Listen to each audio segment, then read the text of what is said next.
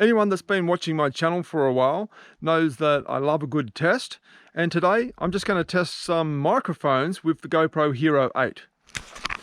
First up, I'm going to test the GoPro HERO8 and its inbuilt microphone. Then I'm going to test it in the Media Mod. Then I'm going to use the Rode Videomic. And then lastly, the Saramonic Mini Microphone. So I've discovered that the car seems to be a pretty good place to vlog, but once I turn the engine on and I start driving and I've got all that road noise, I'm not so sure. So that's what I want to test today.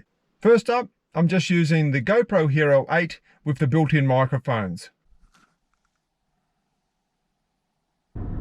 So the car's on now and the air conditioner is on fairly low, but the fan is working. And now I'm going to drive, and let's see what the HERO8 on its own sounds like with the inbuilt microphones.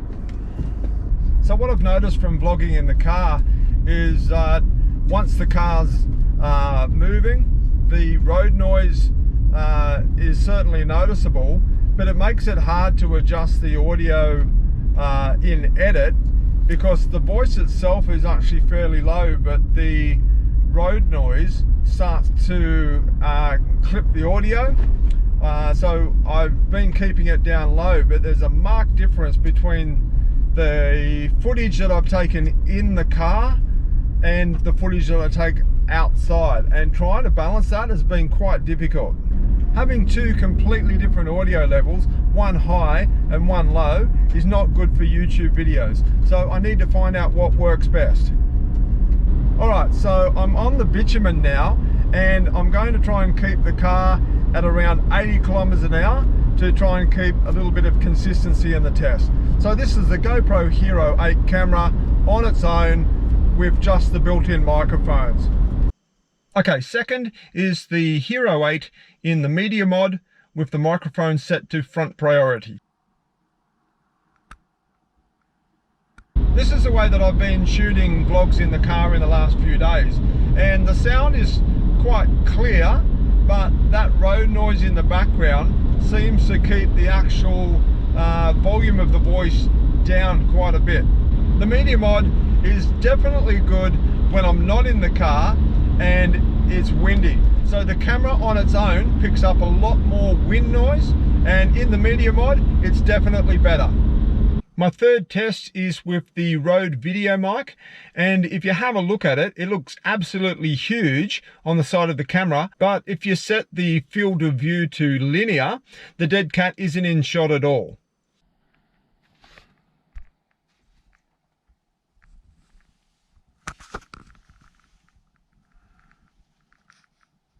This is the microphone that I'm most interested in, because I've actually had it for quite a while, but I haven't had the time to take it out and test it yet.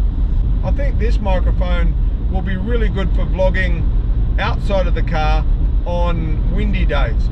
Even when it's slightly windy, the wind noise can be annoying, but when it's really windy, the sound can be obliterated. The last microphone is just a cheap mini mic. It plugs into the back of the Media Mod, and I don't have high hopes for it, but let's see how it goes.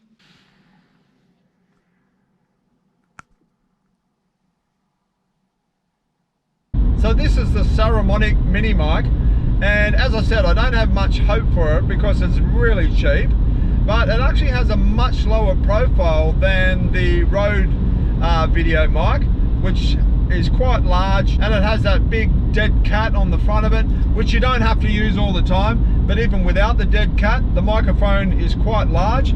This one's really quite small, so if it does get good sound, this one could be the easiest one to actually use in the car. The good thing about the Media Mod is that you can use it on its own, or you can just plug an extra microphone into the back, and that makes it more versatile. If the microphone that I plug into the back gives better sound, then I can certainly just use that when I need to.